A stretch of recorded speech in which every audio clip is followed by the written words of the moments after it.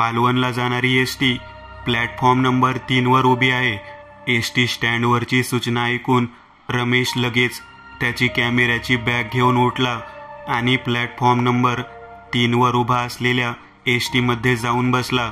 खिडकीजवळची जागा मिळाली आणि तो पुन्हा रात्रीचे 9 वाजले होते. 6 तासांचा प्रवास करून त्याला पालवण शहराच्या थोडं बाहेर असलेल्या एका कार्यालयात जायचं होतं. तिथं एका लग्नाचं व्हिडिओ शूटिंगचं काम होतं. व्हिडिओ शूटिंगची काम घ्यायचा त्याचा व्यवसाय होता. सध्या लग्नाचा सीझन असल्यामुळे त्याचा धंदा जोरात होता. एसटीमध्ये जास्त प्रवासी नव्हते. एसटी सुरू झाली आणि उद्या खूप दगदग होणार होती. त्यामुळे एसटी प्रवासातच जमेल तेवढी झोप पूर्ण करून घ्यावी म्हणून तो एसटी चालू झाल्या झाल्या झोपेची आराधना करू लागला. खिडकीतून येणाऱ्या गार वाऱ्यामुळं त्याला क्षणार्धात झोप लागली. किती वेळ झाला माहिती नाही. शेजारच्या सीटवर कोणीतरी येऊन बसल्याची चाहूल लागली आणि रमेशची झोप मोड झाली. डोळे चोळत रमेश जागा झाला. त्याने शेजारी कोण बसले याचा अंदाज घेतला. मागची आणि पुढची बरीचशी सीट्स रिकामी बघून रमेशच्या मनात विचार आला, इतर सीट रिकामी असूनही हा माझ्याच शेजारी का येऊन बसला असेल. त्याच्या शेजारी एक मध्यमवयीन माणूस येऊन बसला होता. हलकी काळी दाढी, अंगावर काळा टी शर्ट, जीन्स व्यवस्थित बसवलेले आणि मध्ये मध्ये पांढरे झालेले केस, डोळ्याला एक छोट्या फ्रेमचा चष्मा असा त्याचा पेहराव होता. असो, रमेश खिडकीतून बाहेर बघू लागला, कारण एकदा का झोप मोड झाल्यावर त्याला सहसा झोप यायची नाही. नमस्कार, त्या माणसाने बोलायला सुरुवात केली. नमस्कार, रमेशने उत्तर दिलं आणि तो परत खिडकीतून बाहेर बघू लागला. कुठं चालला आहात आपण? विकासने विचारलं. मी पालवणला चाललोय. तुम्ही कुठं चालला आहात? रमेशने विचारलं. मी सुद्धा पालवणला निघालोय, विकासने उत्तर दिलं. बाकी काय करता आपण? त्याने पुन्हा प्रश्न विचारला. मी फोटोग्राफी आणि व्हिडिओ शूटिंगचे काम घेतो. लग्न, मुंज समारंभ यासाठीची, रमेशने उत्तर दिलं. अरे वा, खूप मजेशीर काम असेल ना? विकासने विचारलं. कसलं मजेशीर आहो? सगळ्यांच्या फोनमध्ये कॅमेरा आल्यापासून आमच्यासारख्या फोटोग्राफर लोकांची किंमतच राहिली नाहीये. म्हणजे आधी कसं होतं, व्हिडिओ शूटिंग करणाऱ्याला पूर्ण स्पेस मिळायचा लग्नात. आता आमच्या फ्रेममध्ये अर्ध्यापेक्षा जास्त फोटोत लोक स्वतःची सेल्फी घेताना दिसतात.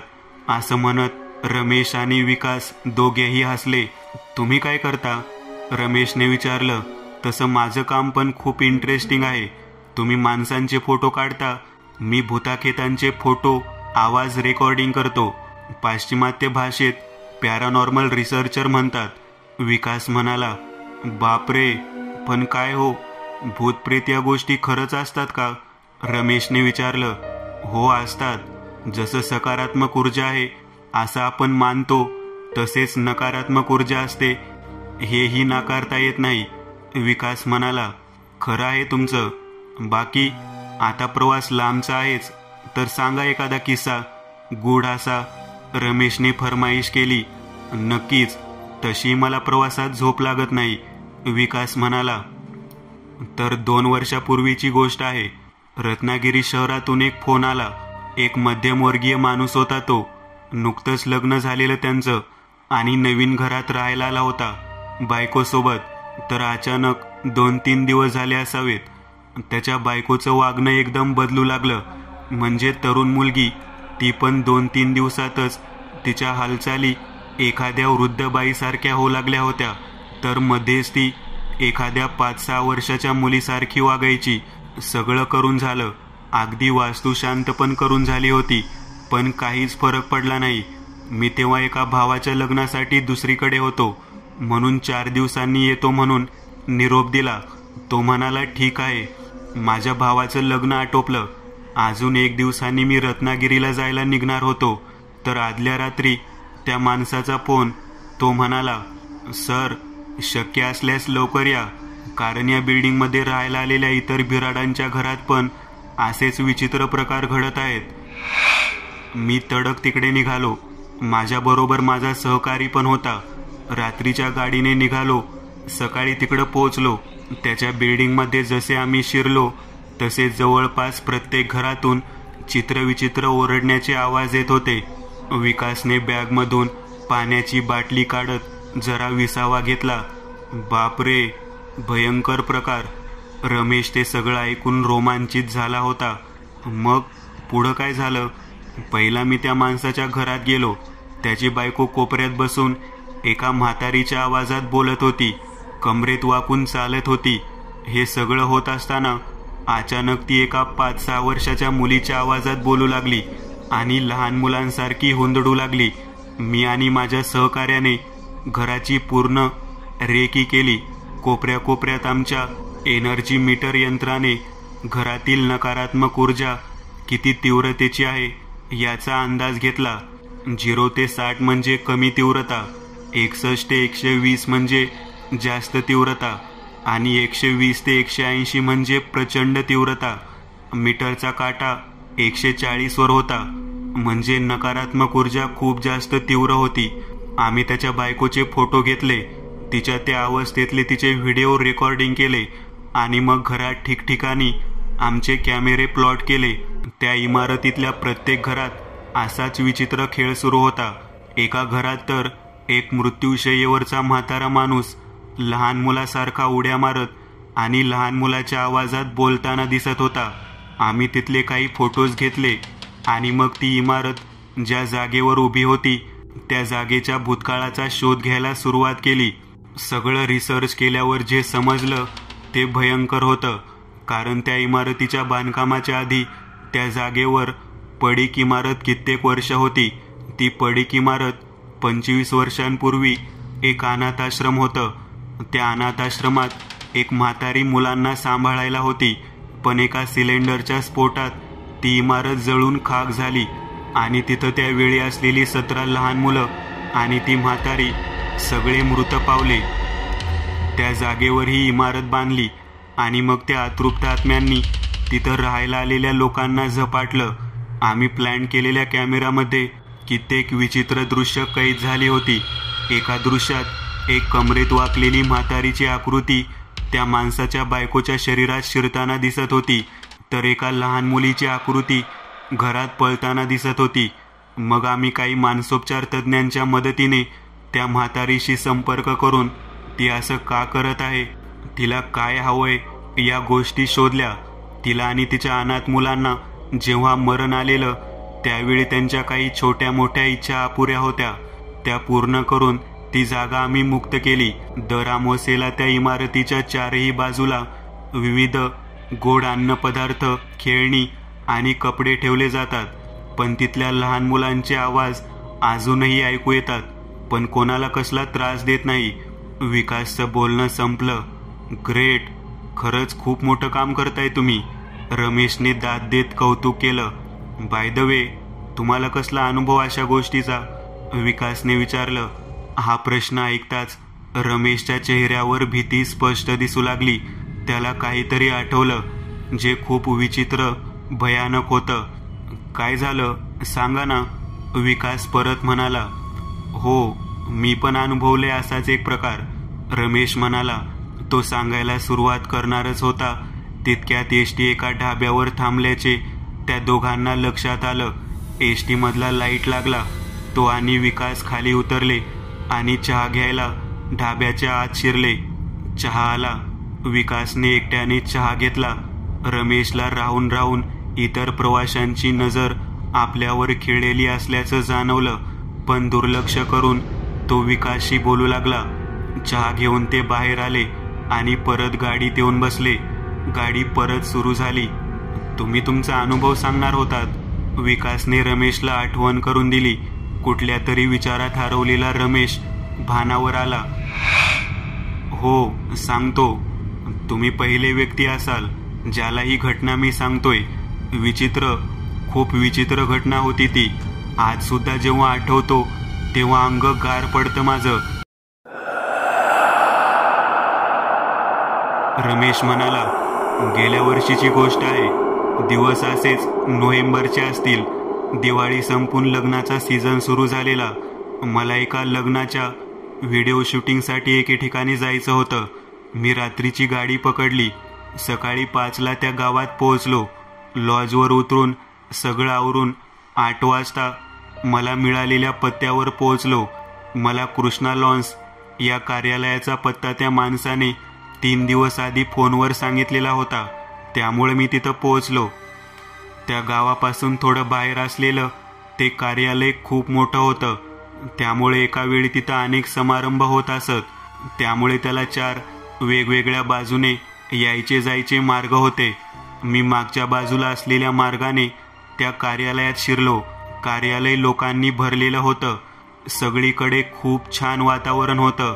सगळी लोक हसत आनंदात होती.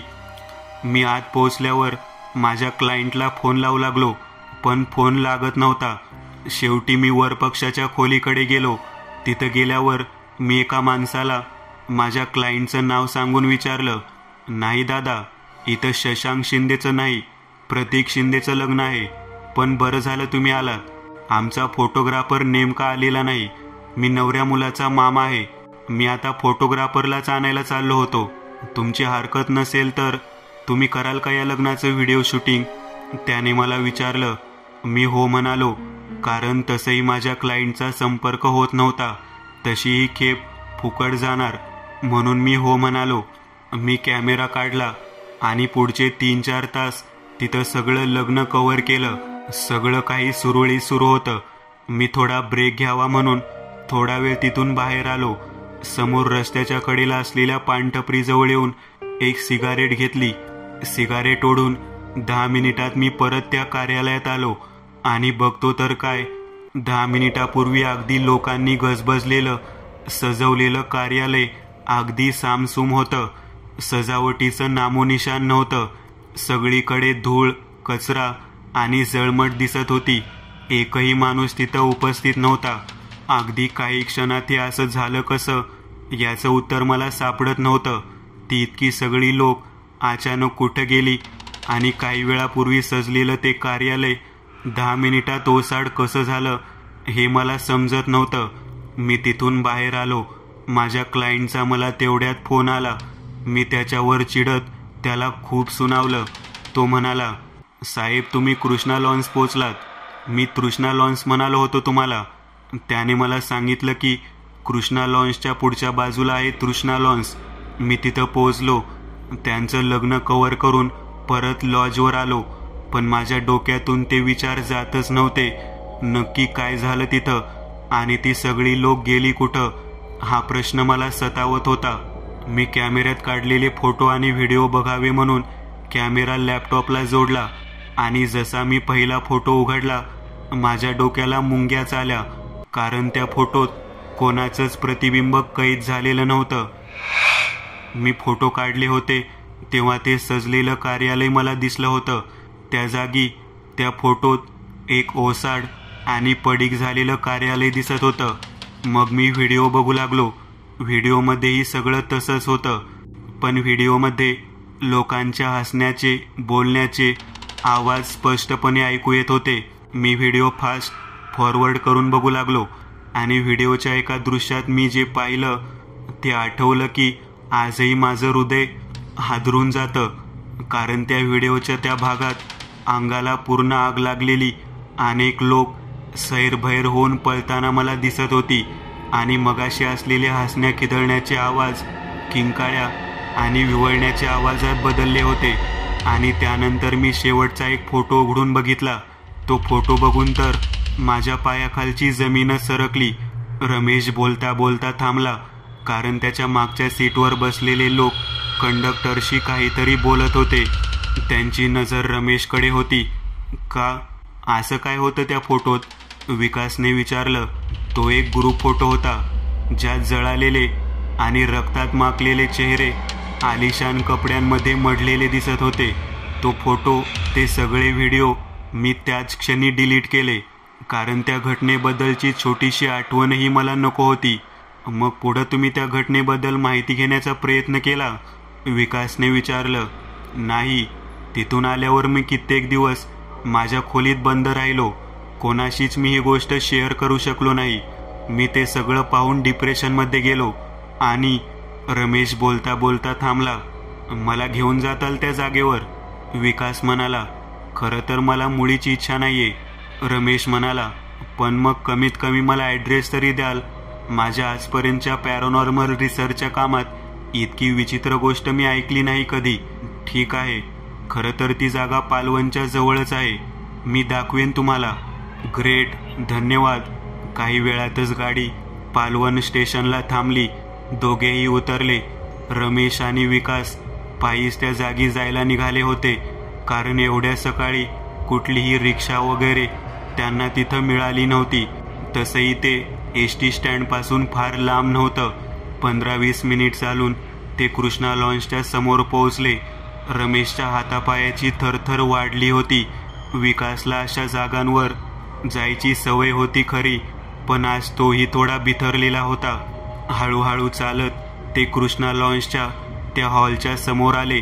आतमध्ये आज परत रेलचेल होती, अगदी त्या दिवशी सारखी. रमेशच्या घशाला कोरड पडली. अगदी सगळं तसंच घडत होतं जसं त्या दिवशी घडलं होतं. हॉलच्या दारात गुलाबी पाणी उडवणारा मुलगा, वराडी मंडळींना फेटे बांधणारा माणूस, आचारी आणि अक्षता वाटायला उभी आलेली बाई, सगळं अगदी तसेच. विकास, तुम्ही जावा, मी नाही येत. मला भीती वाटते आहे खूप. रमेश म्हणाला. बरं, तुम्ही इथंच थांबा, मी कॅमेरा चालू करतो आणि आत जाऊन बघतो. विकासने त्याचा कॅमेरा सुरू करून लेन्सने रमेशकडे बघितलं आणि रेकॉर्डिंग सुरू केलं. कॅमेरा चालू झाला होता. तो आत गेला. तो पूर्ण कार्यालय फिरत होता. सगळं काही अगदी एखाद्या सामान्य लग्नाच्या ठिकाणी होत असतं तसंच वातावरण होतं. पण एक मात्र नक्की, विकासला लोक जरा विचित्र नजरेने बघत होते. तो त्याच्या कॅमेऱ्यातून सगळ्या गोष्टीचं व्हिडिओ शूटिंग करत होता. इतक्यात त्याच्या खांद्यावर कोणीतरी हात ठेवल्याचं त्याच्या लक्षात आलं. थंड असा तो स्पर्श होता. विकासने दचकून मागे वळून पाहिलं. एक वयस्कर माणूस होता. तुम्ही फोटोग्राफर आहात का? त्याने हसत विचारलं. हो, विकास थोडा बिचकून म्हणाला. बरं झालं, ठीक आहे, चालू दे तुमचं काम, असं म्हणत तो निघून गेला. विकास आता फिरत फिरत नाश्त्याच्या टेबलजवळ आला. त्याला खरं तर तहान लागली होती. त्याने समोर ठेवलेल्या पाण्याच्या ग्लासमधला एक ग्लास उचलला आणि तो तोंडाला लावला आणि त्याच्या लक्षात आलं की ग्लासमध्ये पाणी नसून फक्त धूळच धूळ आहे. त्याने लगेच तो ग्लास ठेवून दिला. तो पूर्ण कार्यालय फिरला. त्याने भरपूर काही शूट केलं होतं. अर्धा पाऊण तास झाल्यावर तो आता तिथून बाहेर निघू लागला. हॉलच्या दाराशी येऊन त्याने पुन्हा एकदा मागे वळून पाहिलं आणि त्याच्या पायाखालची जमीनच सरकली, कारण काही क्षणापूर्वी सजलेला कार्यालयाचा हॉल आता एका ओसाड आणि पडीक अशा जागेत बदलला होता. तिथून फक्त लोकांच्या हसण्याचे, बोलण्याचे आवाज ऐकू येत होते. तिथं आता कोणीच नव्हतं. ते आवाज आता हळूहळू वाढत गेले आणि अचानक तिथं कर्णकर्कश किंकाळ्या ऐकू येऊ लागल्या. विकास, ज्याने याआधी असे प्रकार बघितले होते, तोही आज घाबरला होता. तो तिथून बाहेर आला. बाहेर रमेश त्याला दिसला.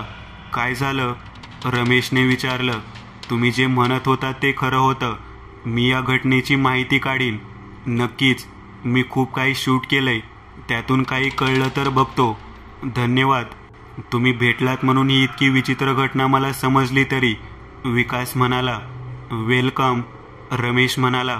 असं म्हणून दोघेही आपापल्या मार्गाने निघून गेले. रमेश आणि विकासने एकमेकांचे नंबर घेतले होते. विकास लॉजवर आला. लॅपटॉपला कॅमेरा जोडून तो व्हिडिओ बघू लागला. व्हिडिओमध्ये ती जागा ओसाड, पडीक अशी कॅप्चर झालेली होती, पण व्हिडिओमध्ये लोकांच्या हसण्याचे, बोलण्याचे आवाज स्पष्टपणे ऐकू येत होते. व्हिडिओच्या एका भागात अंगाला पूर्ण आग लागलेली अनेक लोक सैरभैर होऊन पळताना त्याला दिसत होती आणि मगाशी असलेले हसण्या खिदळण्याचे आवाज किंकाळ्या आणि विवळण्याच्या आवाजात बदलले होते. त्याने व्हिडिओ तिथेच थांबवला आणि तो त्याने काढलेला फोटो बघू लागला, ज्यात एका ग्रुप फोटोत उंची कपड्यात सजलेली अर्धवट जळालेली प्रेत त्याला दिसली.